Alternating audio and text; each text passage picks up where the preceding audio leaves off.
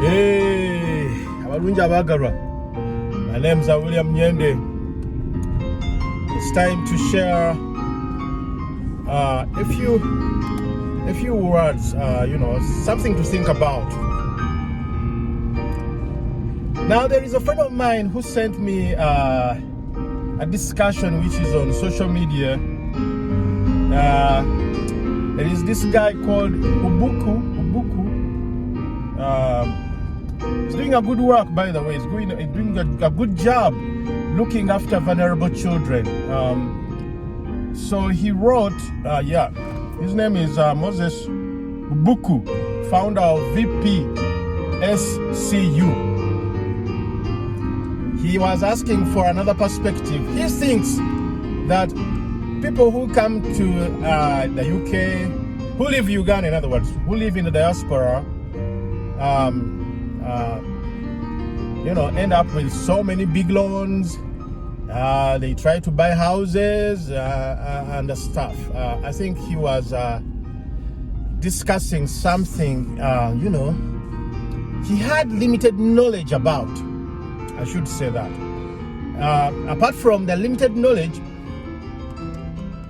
even his perspective was so narrow. Now, I had to go and do some research and define the word home, because many people are always referring to this home. You see, come back home. Wow, that is not your home. East or west, home is best. Now, home is just a feeling, by the way. Not necessarily a place. Yes, a feeling is sometimes attached to a place where you grew up, a place where you find relatives, a place where you share food. That makes a home. So go look it up. I don't have time to go in those details.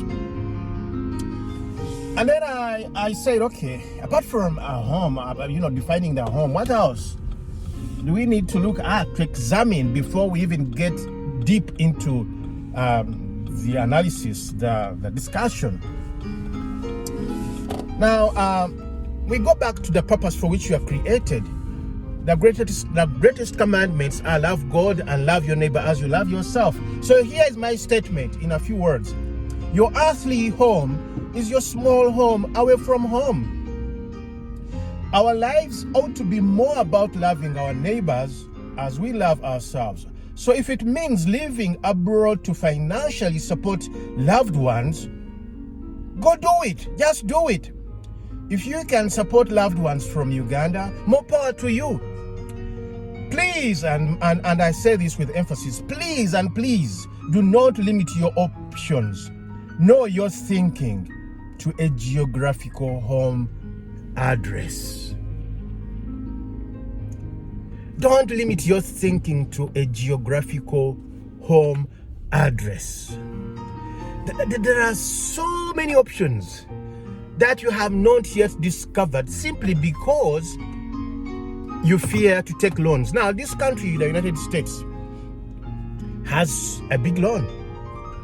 Now, just living in this country means you are inheriting the loan of this country, just as living in Uganda simply means all that money that has ended up in corruption is a debt.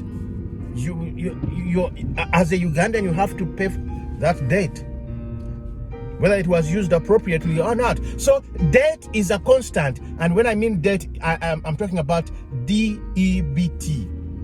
Or a loan is you can't run away from it. It's part of life. And if you're going to go ahead, you must take a loan. Now, let's extend the thinking of a loan, okay? The thinking of a loan, whether you are in Uganda trying to build a school and you're looking for donors, you are begging to get money. In these developed countries, begging, what you see as begging, here it is going to the bank and beg, and so that's how you get a loan. So they have modernized it. That why do you go around begging poor people of their small monies when the bank has a lot of money it can give you? And plus, it will teach you financial discipline. which begging is going to teach you financial discipline, begging from small people here and there. So it depends on how you are going to look at these things. Are you going to look at them with a limited view or a wide and broad perspective? God bless.